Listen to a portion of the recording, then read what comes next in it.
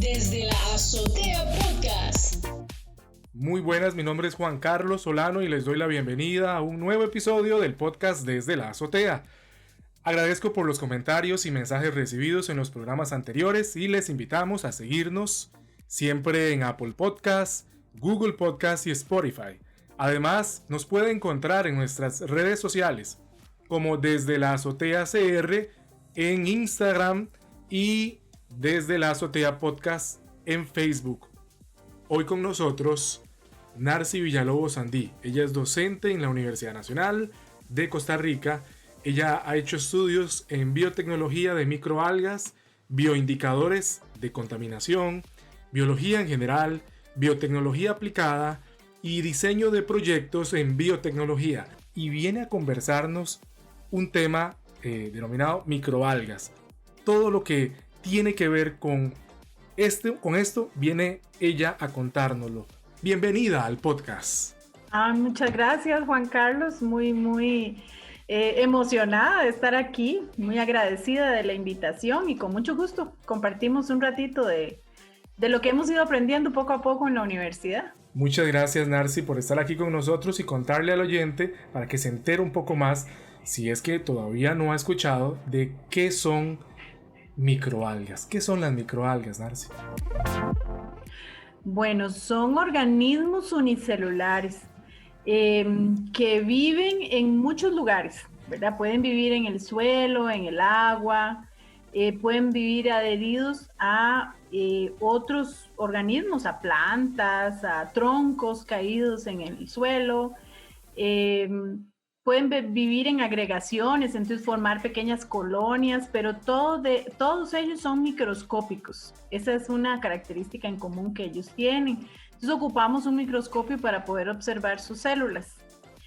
También están las cianobacterias, porque las cianobacterias están muy ligadas a las microalgas, también son organismos microscópicos, solo que las cianobacterias son procariotas, entonces son más parecidas como a las bacterias, pero realizan fotosíntesis, que esa es su característica principal. De las microalgas se nos dice o uno logra escuchar que van a tener una repercusión, de hecho que ya tienen un impacto en lo que es el área, la industria alimentaria. Narcy, su opinión al respecto en esto. Pues sí, en realidad las microalgas se vienen estudiando desde hace muchos años. Quizás datan de inicios del siglo XX, más o menos, cuando se estudiaban algunos, bueno, no tanto microalgas, sino cianobacterias, como la espirulina, por ejemplo, que tiene un gran contenido proteico. Hoy en día, con todo el desarrollo científico-tecnológico, ya muchos países han logrado cultivar microalgas y cianobacterias a gran escala, sobre todo algunas especies muy ricas en proteínas, por ejemplo, carbohidratos, lípidos muy saludables, ¿verdad? Entonces se han utilizado muchísimo en esta línea, tanto para el ser humano como para otros organismos, por ejemplo en la acuacultura. La ONU les nombró a las microalgas el alimento del milenio. Entonces ya uno ya se pone a pensar de que esto es un terreno que conforme avancen los años en este siglo, ¿verdad? Va a ser más explotado. También se menciona un uso de microalgas a nivel de aguas residuales. Narcy, ¿qué nos puedes comentar al respecto? Sí, ese es uno de los usos, quizás después de la alimentación, uno de los usos más importantes, porque pues de todos sabemos que generamos en nuestra vida cotidiana, se genera una gran cantidad de agua residual, es agua que lleva un montón de residuos, de productos que nosotros utilizamos, ¿verdad? Y eso no solo nosotros, ¿verdad? Las industrias, etcétera. Entonces, hay una gran cantidad de agua que debemos de limpiar antes de ser liberada de nuevo a los ríos. Y las microalgas realizan esa función porque ellas son autótrofos. ¿Qué quiere decir? Que ellas utilizan la energía lumínica para convertirla en energía química y así elaborar sus propios alimentos a partir de compuestos minerales como nitrógenos, fósforos, que son muy abundantes en las aguas residuales.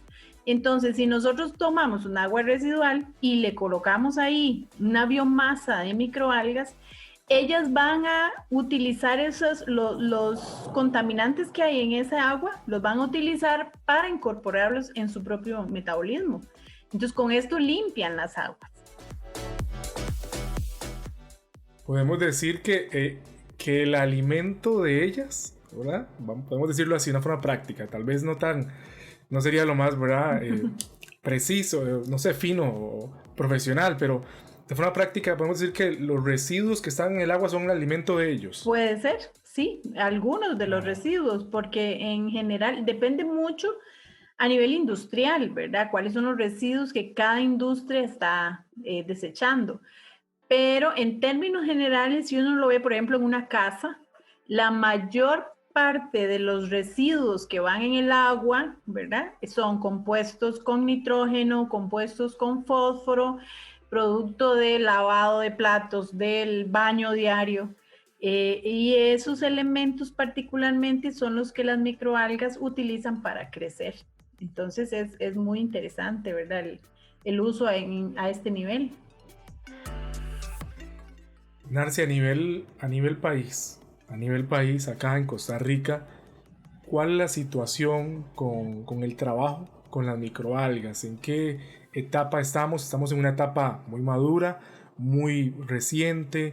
¿Cómo lo podrías catalogar?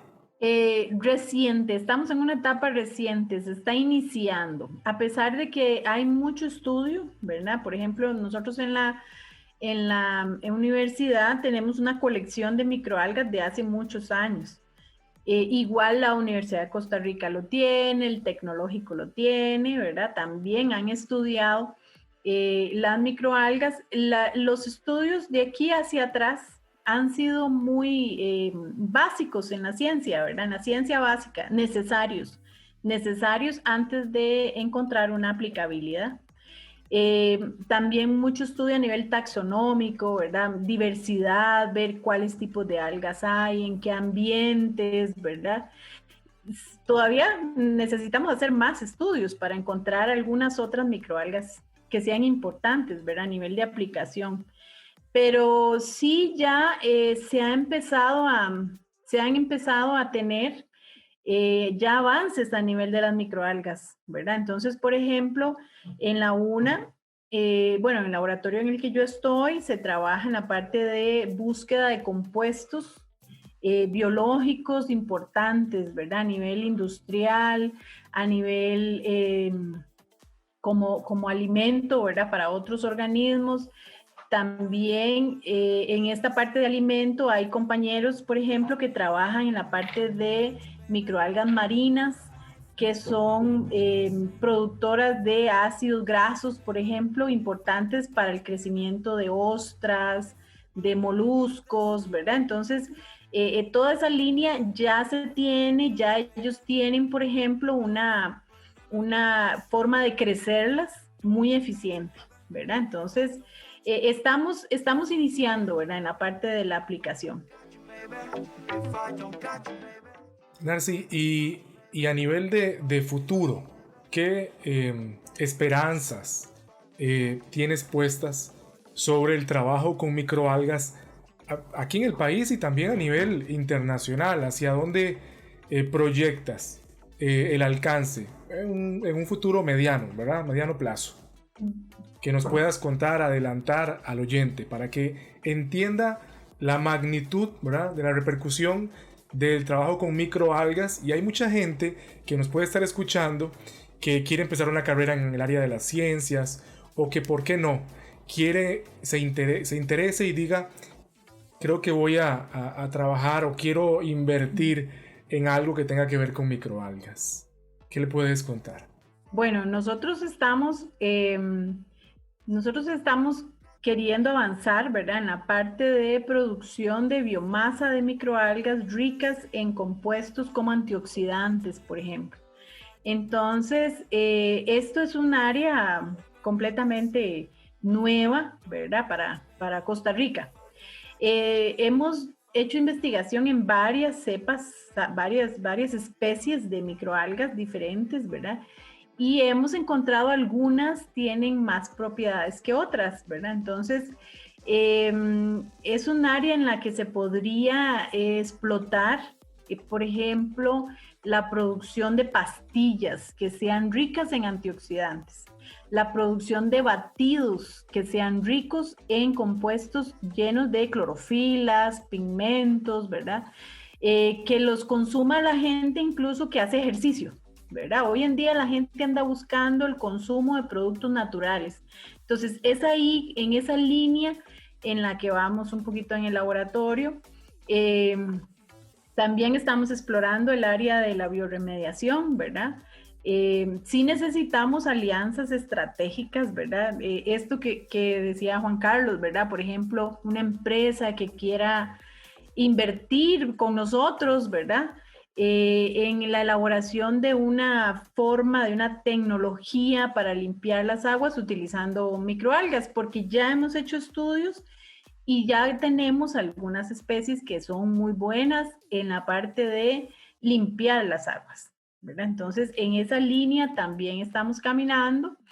Y la otra línea en la que vamos caminando es en la parte de producción de abonos, porque también ya hemos también investigado y hemos encontrado que la biomasa de las microalgas y cianobacterias pueden regenerar el suelo de una forma en que las características del suelo natural se vuelven otra vez a tener, ¿verdad? Entonces son muy, muy importantes como biofertilizantes. Entonces esas son como las 3 líneas en las que estamos proyectando trabajar de aquí en adelante. Definitivamente es un futuro prometedor todo lo que el campo de las microalgas, esta área, le va a ofrecer al ser humano, a los seres vivos. Yo creo que hay que incluirlos a todos, no solamente encerrarlo en el ser humano. Narcy Villalobos, Sandy, muchísimas gracias por estar en el podcast hoy, por compartir con nosotros información tan importante, porque ahora que está tan el planeta, ahora tan de tal vez no tan buenas noticias con la pandemia y todo esto, sacar unos minutos para poder conversar de los esfuerzos que el ser humano está haciendo en pro de la humanidad, hay que hacerlo. Agradecemos por estar acá. Y cómo puede la gente poder enterarse más de lo que hacen en la Universidad Nacional, por ejemplo, con el área de microalgas. Hay una página web, hay algún sitio, hay una manera de obtener más información que le puedas contar al oyente. Sí, claro, hay una página web de la Escuela de Ciencias Biológicas de la Universidad Nacional, incluso con solo poner Escuela de Ciencias Biológicas Universidad Nacional o entrar a la página web de la Universidad Nacional. Y ahí nos busca en facultades, Facultad de Ciencias Exactas y Naturales y Escuela de Ciencias Biológicas, y en la página de la escuela ya pueden ubicar los laboratorios. El laboratorio en el que yo participo específicamente se llama Laboratorio de Biotecnología de Microalgas, y ahí tenemos en la página algunas fotos ilustrativas, los nombres de nuestros proyectos, el área en la que trabajamos, ¿verdad? Estas áreas que les conté, un poco nuestra visión y nuestra misión de lo que proyectamos hacia futuro, ¿verdad? Siempre, obviamente, siempre apoyando la academia, la docencia, ¿verdad? Ese es como nuestro primer escudo, ¿verdad? En el laboratorio tenemos bastantes estudiantes, Juan Carlos, ¿usted recuerda? Sí, bastantes, siempre hay bastantes estudiantes, gracias a Dios. Ahora más bien, pues con la pandemia eso es extraño, ir al laboratorio y no encontrar a alguien, porque siempre hay alguien. Correcto. Por dicha, muchos estudiantes interesados en esta área, ¿verdad? Que les gusta, que les motiva, les apasiona.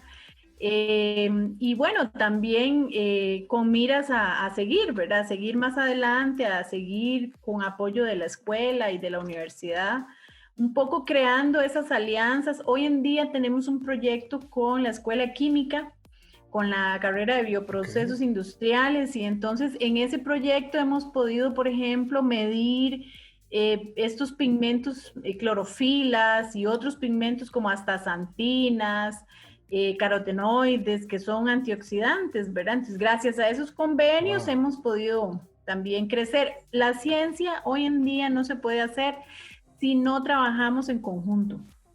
Tenemos que trabajar en forma interdisciplinaria porque nosotros no podemos hacer todo solos, ¿verdad? Y entonces tenemos que unirnos con otros profesionales, químicos, ingenieros, tecnólogos de alimentos, por ejemplo, ¿verdad?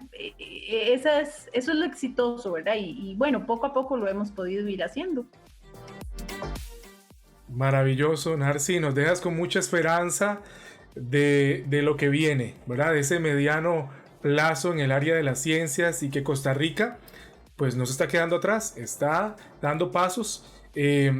Tal vez, como dice un profesional que estuvo también por acá en un episodio anterior, tal vez vamos sin prisa pero sin pausa, ¿verdad? Porque tal vez otras naciones nos llevan un poquito de delantera, pero creo que estamos aplicando eso, sin prisa pero sin pausa.